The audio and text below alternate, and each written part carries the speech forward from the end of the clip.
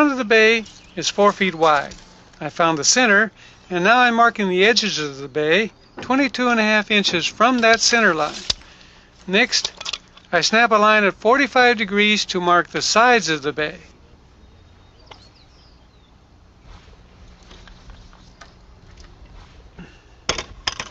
I have to lay the saw over at 45 degrees to cut the joists.